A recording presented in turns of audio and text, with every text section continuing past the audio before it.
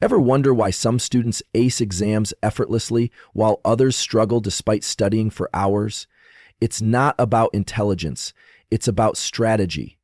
What if I told you that just a few small changes to your daily habits could double your focus, triple your retention, and make learning feel easy? Most people study hard, but the smart ones study right. Stick around, I'm about to share the habits that turn average learners into unstoppable achievers. Let's unlock your full potential, starting today. Your brain isn't a machine that runs the same way all day long. It moves through biological rhythms known as ultradian cycles, natural 90-minute waves of alertness and fatigue. During the peaks of these waves, your focus, memory retention, and cognitive function hit their highest points. Most people ignore this entirely, grinding through study sessions randomly throughout the day. But if you pay attention to these cycles, you can study smarter in less time. Specifically, within the first 2 hours after waking, your brain is wired for analytical thinking and memory encoding. This is the time to engage with your most difficult subjects. Your mental energy is high, your stress levels are low, and your motivation is driven by elevated dopamine and acetylcholine. These neurochemicals play a huge role in turning short-term input into long-term knowledge. When you match your hardest learning with your sharpest mental state, everything changes. Unfortunately, the default habit for most students is to either delay hard tasks or cram late at night. That creates a vicious cycle. Low energy leads to poor performance, which leads to frustration, and ultimately a belief that they're just not smart enough. But intelligence isn't fixed. Efficiency is learned. By understanding the natural ebb and flow of the brain's daily rhythm, you gain an edge most people miss. Those ultradian cycles continue through the day, alternating periods of heightened alertness with periods of fatigue. If you study when your brain is tired, you're working against biology. If you study when your brain is fresh, you're unlocking its natural power. Think of it like lifting weights. Would you train when you're physically exhausted? Of course not. So why try to force your brain to perform under cognitive fatigue? The quality of your attention matters more than the number of hours. Within each 90-minute cycle, the brain gears up to focus for about 60 to 75 minutes before entering a natural dip. During this time, distraction creeps in, motivation drops, and performance declines. Trying to power through that dip without a break is like driving a car on empty. It might move forward, but at a cost. The most effective learners use these dips as reset moments. A 5-minute walk, a few minutes of deep breathing, or even stepping away from the screen can restore alertness. These short recovery windows reboot your nervous system, allowing you to tap into the next focus wave with renewed energy. Your brain isn't lazy, it's protective. It signals fatigue when performance declines to prevent overload. When you respect that signal, you stay sharp longer. When you ignore it, you dull your edge and learn less in more time. Strategic rest isn't weakness, it's a performance enhancer. Another overlooked element of timing is the body's internal clock, or circadian rhythm. This clock governs not just sleep and wake cycles, but also hormone release, core body temperature, and alertness levels. When your study schedule aligns with your natural circadian rhythm, learning becomes more fluid. Early morning is great for focused work, late morning often boosts creative thinking, and mid-afternoon is ideal for lighter review or application. By mapping your study plan to these windows, you reduce resistance and amplify results. It's the difference between swimming with the current and against it. If you can't control your full schedule, even small adjustments help. For instance, doing flashcards or reading comprehension early and saving mindless tasks like formatting notes for later respects your energy profile. Learning is not just mental, it's biological. The best learners use both psychology and physiology to their advantage. Sleep also plays a crucial role in how timing affects learning. When you study before sleep, your brain has an opportunity to consolidate that information through a process known as memory replay. During deep sleep, especially in slow wave and REM stages, the brain reactivates neural patterns you formed during learning. It's almost like pressing the save button. This means studying right before bed, particularly after spacing it out earlier in the day, can significantly improve retention. On the flip side, poor sleep can sabotage even the most focused study session. A sleep-deprived brain is less able to encode new memories, sustain attention, or manage emotional frustration. Timing your learning to end 60-90 minutes before bed while winding down with calm routines gives the brain time to prepare for high-quality rest. So a good study habit isn't just about what you do, it's about when you do it and what follows it. Many students confuse productivity with nonstop effort. But timing builds momentum, not exhaustion. Momentum is what helps you show up consistently and avoid burnout. When you feel in sync with your brain's cycles, studying becomes less painful and more engaging. You begin to associate learning with flow instead of fatigue. That emotional association reinforces the habit loop. You do it more because it feels good, and it feels good because it works. Over time, those aligned study sessions compound into noticeable gains in comprehension and confidence. You no longer need to force motivation because you're working with your biology, not against it. The beauty of timed learning is that it fits within any lifestyle. You don't need hours, you need intentional windows. One well-timed 60-minute session can outpace 3 unstructured ones. It's not about effort alone, it's about energy alignment. Another benefit of honoring brain timing is that it enhances your ability to enter a state of deep work. Deep work requires uninterrupted attention and immersion, something your brain resists when it's tired or distracted. But when you begin a session during an alertness peak, the transition into flow state becomes smoother.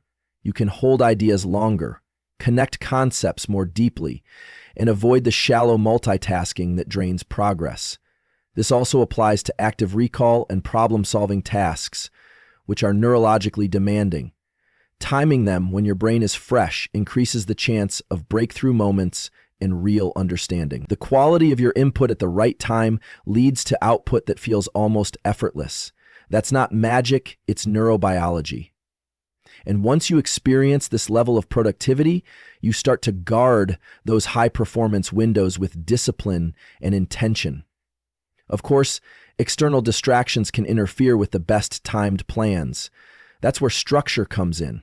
Creating fixed, repeatable study blocks around your cognitive peaks helps build neural association. Over time, your brain learns to expect focus during those hours, making it easier to transition into work mode. This is why consistency matters, not just for motivation, but for training your attention. Just like athletes warm up before peak performance, students can warm up the mind through rituals that prepare the brain for study. These might include setting up a distraction-free space, reviewing goals, or breathing exercises that engage the parasympathetic system. When combined with proper timing, these rituals create a powerful habit loop. Your brain loves predictability. It rewards it with clarity and calm. Studying no longer feels like starting a cold engine. It becomes automatic, intentional, and efficient. Lastly, the emotional impact of good timing can't be ignored. When you study in sync with your optimal hours and see results, your self-belief starts to grow. You stop blaming yourself for being lazy and start realizing it was just poor strategy. This shift changes your identity. You become someone who learns with precision and confidence. That change radiates into other areas: better test scores, more clarity in decision-making, and greater trust in your mental ability. You begin to enjoy the process instead of dreading it. Timing gives you back control over your learning. It turns struggle into structure, and once you experience the power of your brain at its best, you'll never want to go back to random, scattered study habits.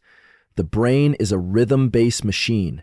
Master the rhythm, and you master your learning. Most people think focus is just about willpower, about forcing the brain to pay attention, but the truth is far more physiological. The eyes are not just passive tools for seeing the world. They are an extension of the brain itself.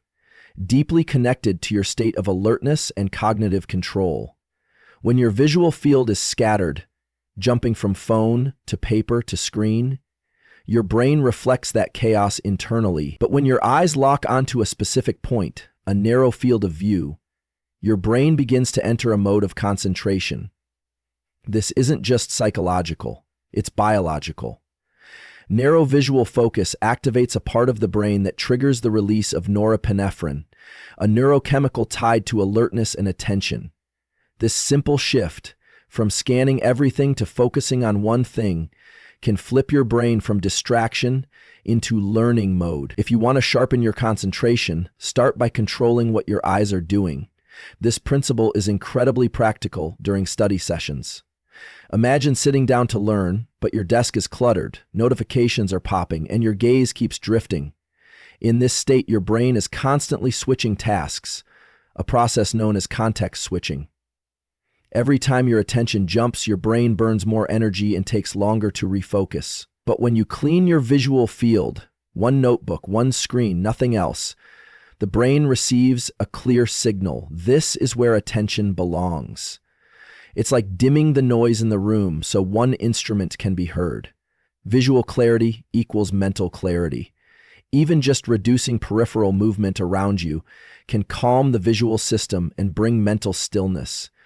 The fewer things your eyes have to process, the more your brain can devote energy to memory, comprehension, and learning. It's not just about what you see, it's about what you remove from view.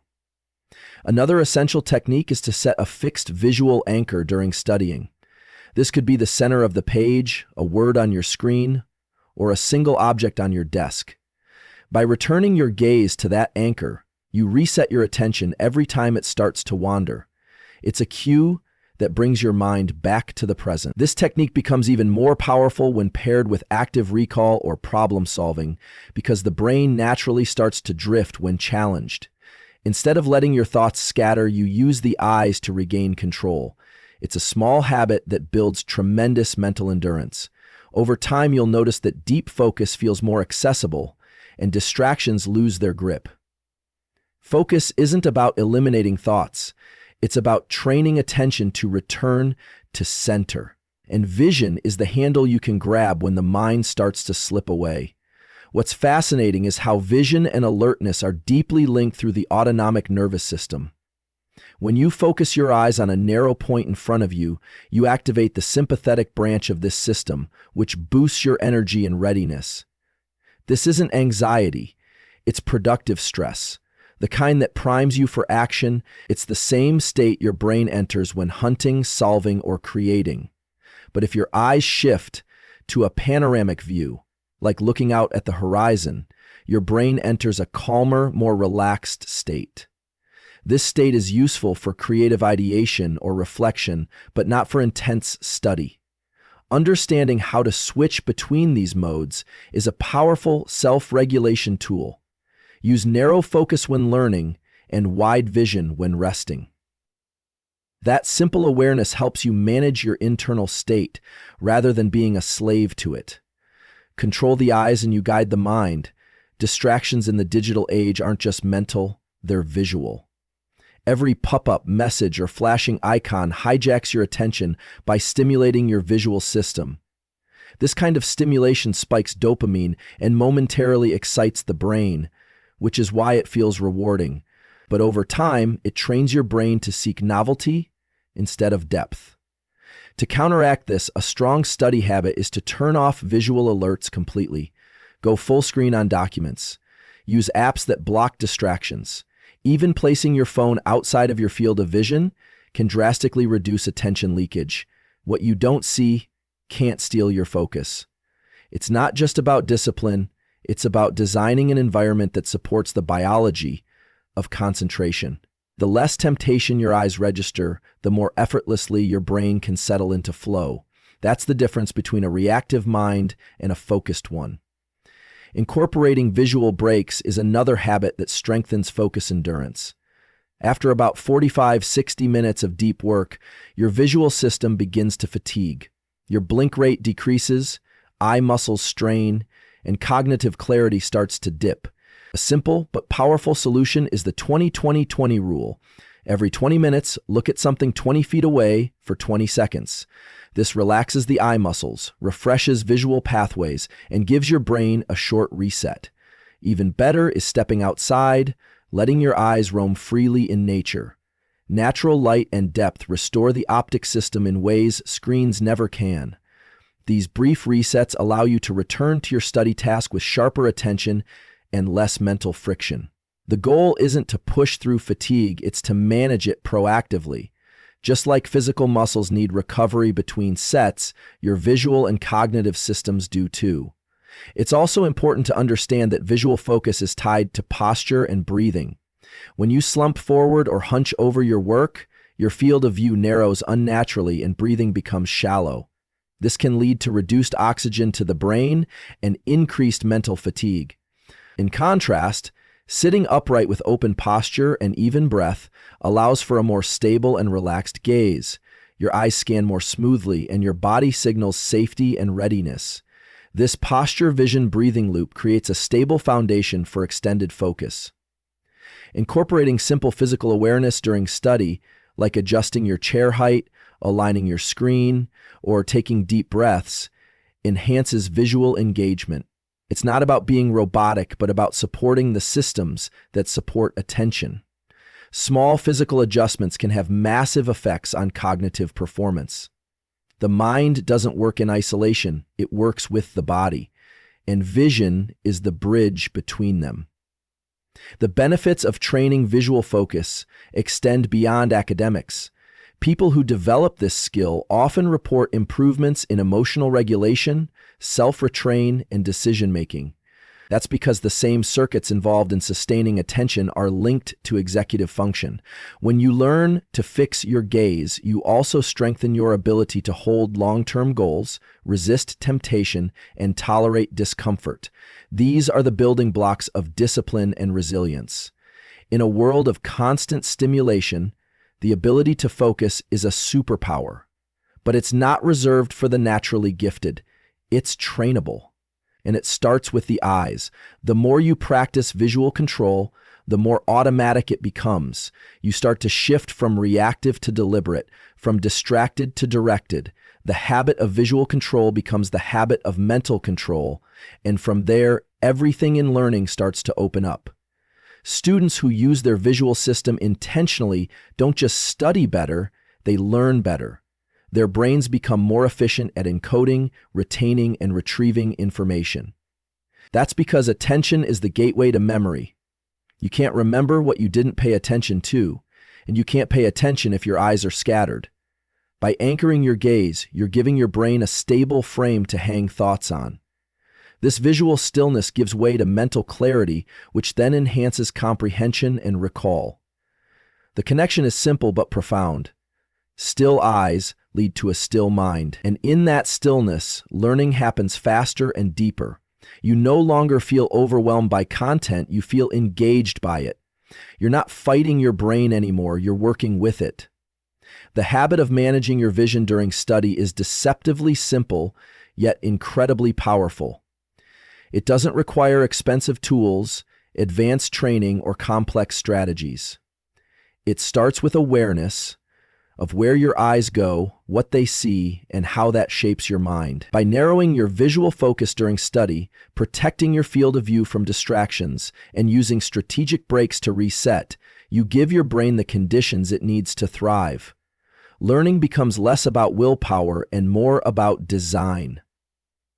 You're not forcing yourself to concentrate, you're creating an environment that makes concentration natural. That's the hidden science behind every high performer. Not just working harder, but smarter. Not just looking, but seeing with intention. Vision isn't just a sense, it's a skill. And when you master it, you master the gateway to deep focus and lasting learning. Most people misunderstand how learning actually happens. They believe if they just repeat something enough times, it will stick. But that's only part of the equation. Real learning involves discomfort, a mental friction where the brain is pushed beyond what it already knows. This friction is not a sign of failure. It's the sign that your brain is engaging, that it's under enough challenge to trigger growth. The process of neuroplasticity, the brain's ability to rewire and adapt, relies on this initial strain. When you sit with hard problems, wrestle with confusing material, and stay engaged in that struggle, you're priming your brain for lasting change. It's like working a muscle at the gym. The stress signals the body to grow stronger. But just like muscles don't grow during the workout, your brain doesn't rewire during the struggle itself. Growth happens after, during recovery. What most students don't realize is that recovery isn't optional, it's essential. When you study intensely and then immediately jump into distractions, your brain doesn't have time to process what it just experienced. Neuroplasticity, the wiring of new connections, occurs during rest. This rest doesn't mean checking out on social media or watching a show. It means giving your mind a chance to be still. This could be through quiet reflection, a short walk, or even lying down with your eyes closed. Activities like these activate default mode networks in the brain, allowing recent information to consolidate. Without this pause, the brain doesn't have space to replay what it just learned, and the effort you put in begins to fade.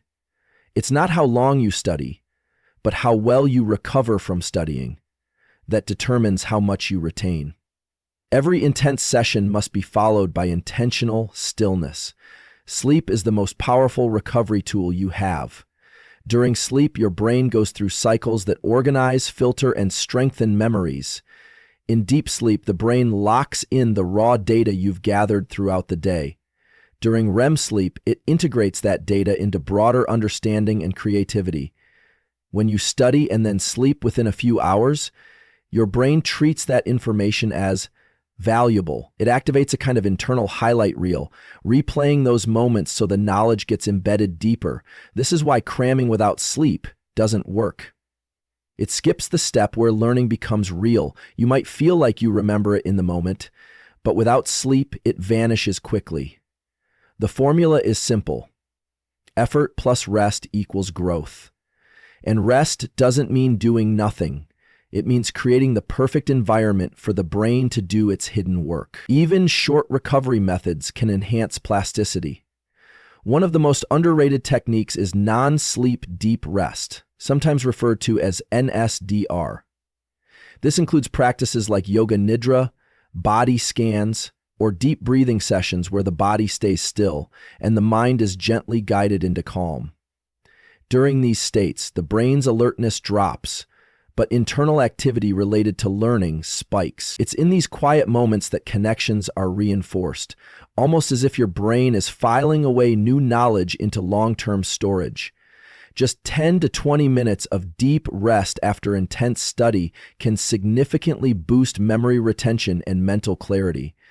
The key is that you must allow stillness. The brain doesn't rewire while jumping from task to task, nor while scrolling endlessly through noise. Stillness allows for strength. Silence gives space for wiring. These quiet moments are where the real magic of learning happens. One of the most important habits students can develop is pairing stress with recovery on purpose. This means planning your study sessions so they have a clear beginning, middle, and end. You enter the session knowing it's going to challenge you. You push through the difficulty, staying focused as best you can. But then, instead of rushing to the next thing, you deliberately close the session and recover. This teaches your brain to associate effort with reward, not just external outcomes, but internal satisfaction. It's a rhythm that builds resilience and long-term improvement. People who do this not only learn faster, they enjoy learning more. It becomes a meaningful process, not just a mechanical one. The habit of recovery doesn't slow you down. It speeds up your progress because you're working with how the brain actually learns, not how we wish it would. Rest isn't laziness, it's strategy. When you start thinking of learning as a cycle, everything changes. You stop judging yourself for struggling with hard topics. You begin to welcome that struggle because you understand it's part of the process.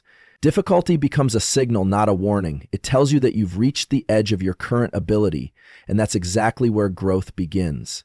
Instead of fearing mistakes or blank moments, you begin to use them. You realize that emotional discomfort, frustration, fatigue, even boredom, is just the nervous system adapting. It means new circuits are trying to form, but they won't unless you give them space. Just like lifting weights tears muscle fibers so they can rebuild stronger, cognitive strain prepares neurons to reconnect more powerfully. The pain of learning isn't failure, it's the precursor to transformation.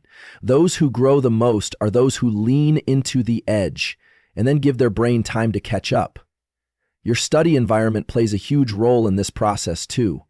If your surroundings are constantly stimulating, recovery becomes almost impossible. The brain never gets the signal to shift into a restorative mode. That's why designing an environment that supports learning includes not just a good desk or lighting, but also silence, nature, or mindful space. It could mean a quiet corner, a dim room, or even a pair of noise-canceling headphones. The idea is to remove chaos so the brain knows it's safe to relax. Recovery doesn't require perfection. It requires intention. Even just stepping away from a screen and closing your eyes for a few minutes can tell your nervous system to shift gears. The more often you do this, the easier it becomes to transition in and out of deep focus. Learning becomes less exhausting and more natural, more aligned with your biology and brain chemistry. There's also a deep emotional impact to practicing rest after effort. When you push yourself mentally and then reward that effort with recovery, your brain releases chemicals that reinforce that behavior. Dopamine, for instance, is released not just during achievement, but also during anticipation and reflection. When you build a rhythm of hard work followed by rest, your brain begins to crave the cycle. You start looking forward to challenges because they feel meaningful, not punishing. That emotional association changes how you view school, work, or any learning. It's no longer about grinding through misery. It's about pursuing mastery. And that pursuit feels fulfilling because it respects both the effort and the reward. The more you trust this cycle, the more consistent you become, and consistency is what creates real transformation. Not random bursts of energy, but steady patterns aligned with how your brain thrives. Even your sense of identity begins to shift when you apply this approach. You no longer see yourself as someone who just tries hard. You see yourself as someone who learns deeply. That mindset breeds confidence because it's grounded in reality. You've felt the struggle, you've honored the recovery, and you've witnessed the growth. You're not guessing or hoping, you're building.